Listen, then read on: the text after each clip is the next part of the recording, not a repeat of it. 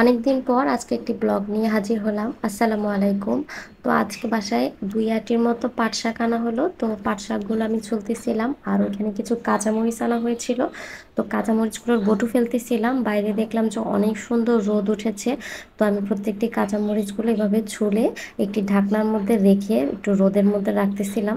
হাতের কাছে কোনো কিছু পাইতেছিলাম না, তো ভাবলাম যে ঢাকনাটা যেহেতু আছে এটার মধ্যেই একটু মরিচগুলো রাখি। কাঁচামরিচগুলো খুব ঝাল ছিল আর খুব সুন্দর ছিল।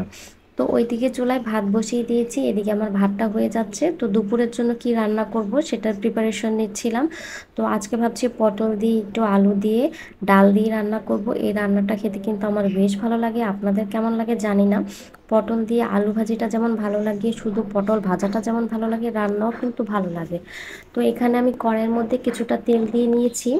তো এর মধ্যে আমি দিয়ে দিব কিছুটা পেঁয়াজ কুচি। তো এর মধ্যে আমি আস্তে আস্তে মশলাগুলো অ্যাড করব, যেমন হলুদের গুঁড়া, মরিচের গুঁড়া, ধনিয়া গুঁড়া আর হলো লবণ। আমার আশেপাশে কনস্ট্রাকশনের কাজ হচ্ছে, হয়তো বা সাউন্ড আসতেছে। যদি একটু সমস্যা হয় তাহলে সেটা আপনারা ক্ষমার দৃষ্টিতে দেখবেন, কিছু মনে করবেন না। তো এই তো এখানে আমি প্রত্যেকটা মশলা অ্যাড করেছি। তো আমি এখানে কিছুটা পানি দিয়ে মশলাটা ভালো করে কষিয়ে নেব যাতে নিচের দিকে পুড়ে না যায়। তো এর মধ্যে আমি এখানে মসুর ডালটা অ্যাড করে দিব। মসুর ডালটা আমি কতক্ষণ ভিজিয়ে রেখেছিলাম, তারপরে ভালো করে হাত দিয়ে কষলিয়ে ধুয়ে নিয়েছি। তো এখানে আমি আস্তে আস্তে যতটুকু মসুর ডাল দেওয়ার কথা ছিল সবটুকু দিয়ে দিলাম। তো আমি আরেকটু খুঁতি দিয়ে নেড়ে দিচ্ছিলাম। তো ওখানে আমি পটল আর আলু কেটেছিলাম, সেটা ভালোভাবে ধুয়ে পানি ঝরিয়ে রেখেছি। তো এর মধ্যে আমি পটল আর আলুটা দিয়ে দিচ্ছি। তো প্রত্যেকটা মিশ্রণ সব কিছু আমি উপর নিচ করে ভালোভাবে মিক্সড করে নিব। এই রান্নাটা খেতে কিন্তু আমার বেশ ভালো লাগে, তবে হ্যাঁ একটু ঝাল বেশি দিতে হয়, কারণ একটু মিষ্টি মিষ্টি হলে কেন জানি আমার কাছে ভালো লাগে না। তো এই তো এখানে আমি তরকারির প্রত্যেকটি মিশ্রণ একসাথে মিক্সড করে নিচ্ছিলাম, আর মানে এই ওয়েতে আমি এটা একটু ভালো করে কষিয়ে তারপর রান্না করে নিব।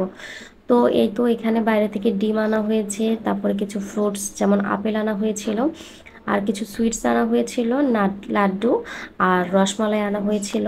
তো আমি সেগুলোই একটা একটা করে বের করতেছিলাম, গুছিয়ে রাখবো।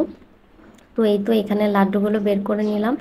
বেশি আনা হয়নি, অল্প কিছু আনা হয়েছিল। লাড্ডুগুলো বেশি একটা তেমন মজা ছিল না, চারপাশের যে অবস্থা, দোকানপাট অনেক দিন বন্ধ ছিল।